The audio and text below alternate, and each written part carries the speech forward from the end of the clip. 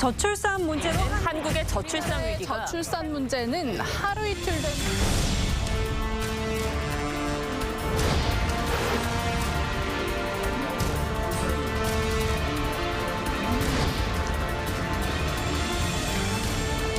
애를 가지게 되거나 결혼을 하게 되면 포기해야 되는 점도 많고 경제적인 부분에서 부담이 많이 되고 이제 맞벌이 가정 같은 경우에는 이제 부인도 가서 다시 복직에 문제가 있는데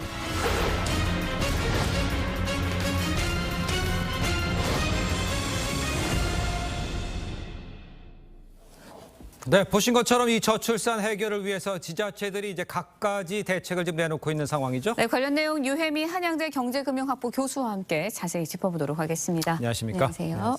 자, 일단 뭐 앞서서 전해드렸습니다. 인천시가 18살이 될 때까지 1억 원을 네. 파격적으로 지원하기로 했습니다. 단도직입적으로 이게 출산율 높이는 데 도움이 됩니까?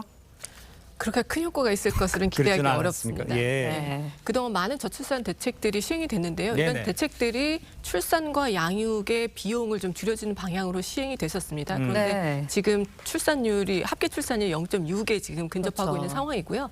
따라서 그동안 별 효과가 없었던 대책과 같은 유형이기 때문에 네. 큰 효과는 없을 것으로 기대되고요. 특히 네. 기존에 지원되던 이제 7,250만 원에 예. 더해서 새롭게 이제 지원되는 금액이 한 2,800만 원 정도 되는데 예. 1억이라는 것에 이제 초점을 맞추다 보니까 1억이 갑자기 새롭게 생기는 것은 아닌데 그 2,870만 원, 즉 한 그 전에 비용이 한 3분의 1 정도가 추가되는 것인데 너무 좀 과대평가되는 경향이 있는 것 같습니다. 아, 네, 그렇군요. 그런 거면 앞서서도 전해드렸는데 대학 학자금을 전액 지원하는 것도 있어요. 여기에 대해서는 어떻게 보시나요? 그것도 그렇게 큰 효과가 있을 것으로 보이진 않는데요. 왜냐하면 이 출산을 꺼리는 이유 중에 하나로 지목되는 것이 사교육비인데요. 이 맞아요. 사교육비 예. 부담이 큰 이유는 결국 대학 입시에 성공하기 위해서인데 대학 입시를 위해서 성공하기 위해서 그렇게 많은 사교육비를 드리는 것이 문제인데 대학 등록금 자체를 그렇죠. 줄여주는 것은 직접적인 그 해법이 될 수가 없습니다. 예, 지금 뭐 1억도 얘기해 주시고 네. 뭐 대학 지원금 다 크게 배움이 안 된다고 하는데 또 하나를 또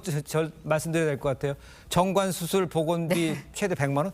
이건 뭐 의미도 있나요? 어떻게 봐야 돼요? 예, 정관 수술을 이제 하셨다는 것 자체가 이제 출산을 그만하겠다라는 예. 의지라고 볼 수가 있는데 네. 100만 원을 지급해서 그것을 되돌리는 것이 얼마나 큰 효과가 있을지는 사실 기대하기 어렵다고 볼 수가 있겠습니다. 예. 네, 그렇다면 교수님이 보시기에 출산율을 정말 높일 수 있는 가장 효과적인 대책은 뭐라고 보시나요?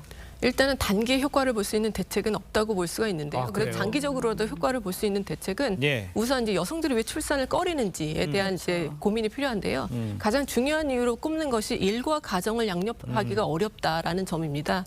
왜냐하면 출산과 양육, 그다음에 자녀를 이제 계속 키우는 데 있어서 여성들의 시간과 노력이 굉장히 많이 투입이 되는데 그렇죠. 요새는 여성들의 경제 활동 참여가 굉장히 늘어나고 있지 않습니까? 네네. 따라서 이렇게 임신과 출산, 그러니까 자녀 양육 때문에 경력이 단절된다든지 아니면 커리어를 개발하는데 애로가 있다든지 그렇죠. 한다면 이런 부분 때문에 이제 출산을 꺼리게 되는 것인데요. 예. 따라서 남녀가 동등하게 육아휴직이나 출산휴가를 의무적으로 쓰게 한다든지 아니면 근무 시간이나 요일을 탄력적으로 조정할 수 있게 해준다든지 그리고 뭐 출산이나 이제 육아휴직 예. 이후에도 복귀를 해서 커리어상의 어떤 불이익을 받지 않게 하는 제도적 장치 이런 것들이 필요하지 않을까 하는 생각을 하고 있습니다. 알겠습니다. 네. 지금 이제 개괄적으로 좀 얘기를 해주신 것 네. 같은데 이제 대책을 제대로 세우려면 저출산의 원인부터 제대로 파악해야 된다 이런 이야기 같아요. 네. 일각에서 이제 높은 사교육비 지금 언급해 주셨어요. 또 집값 문제도 있어요. 그러니까 진짜 원인은 뭐다 이렇게 한마디로 얘기하면 뭡니까? 사실은 이제 다각도의 원인이 있는데 아, 네. 앞서 말씀드린 일과 가정을 양립하기 어려운 점도 있고요. 예. 또 다른 중요한 원인으로 꼽히는 것이 주거 안정에 대한 그 그렇죠. 우려 그리고 맞아요. 이제 사교육비라고 볼 수가 있는데요. 최근에 국토연구원에서 연구 보고서가 나왔는데 네. 이 첫째 자녀를 출산하고 둘째, 셋째까지 출산하는데 가장 중요하게 생각하는 요인이 무엇인지 출산을 꺼리는 요인이 무엇인지를 조사를 해봤더니 일단 첫 번째 아이를 낳을 때 그 출산율의 기여도가 가장 높은 부분 중에 하나가 바로 주택 가격이었다고 합니다. 그래서 주택 가격이 기여도가 한 30%가 됐는데요. 상당히 예. 크죠. 그리고 여기에 사교육비 부담이 한 5.5% 됩니다. 그러니까 그 기여도 자체는 이제 주택 가격보다 작긴 한데요. 근데 이게 둘째, 셋째를 낳을 때는 그 순위가 조금 바뀌는데요. 어. 둘째, 셋째로 갈수록 주거 안정보다는 사교육비 부담이 좀 더 큰 그렇죠. 기여도를 미치는 것으로 나타났습니다. 그래서 셋째와 같은 경우는 사교육비 부담이 출산율에 미치는 영향이 14%까지 올라가는 것으로 나타났습니다. 예. 그래서 주거가 일단 안정이 되고 그리고 사교육비를 부담할 수 있는 경제적인 여건이 돼야지 아이를 낳겠다 하는 그런 상황인 것으로 생각됩니다. 알겠습니다. 네, 출산율을 높이려면 사실 혼인율도 높아져야 되지 않습니까? 근데 혼인율이 생각보다 높지 않거든요. 그것도 중요한 부분인 것 같은데 어떤 대책이 좀 필요할까요?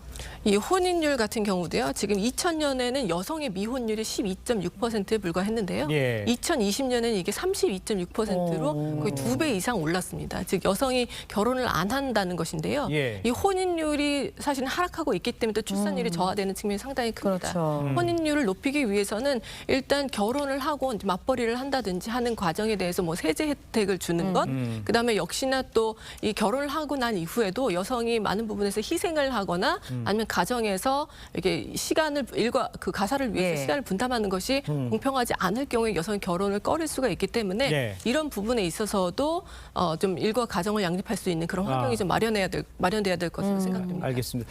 아까 이제 쭉 우리가 얘기했을 예. 때 이제 김천도 그렇고 이제 각자 자기 지역에 있는 사람들이 빠져나가니까 그걸 잡기 위한 것도 있잖아요. 근데 출산율은 전국적으로 다 전국이 다 함께 관여해야 되잖아요.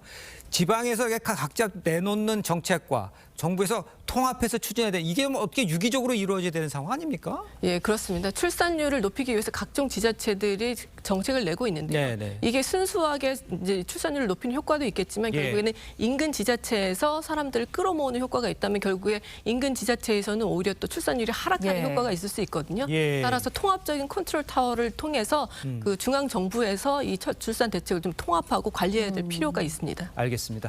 자, 오늘 말씀 여기까지 듣겠습니다. 고맙습니다. 고맙습니다.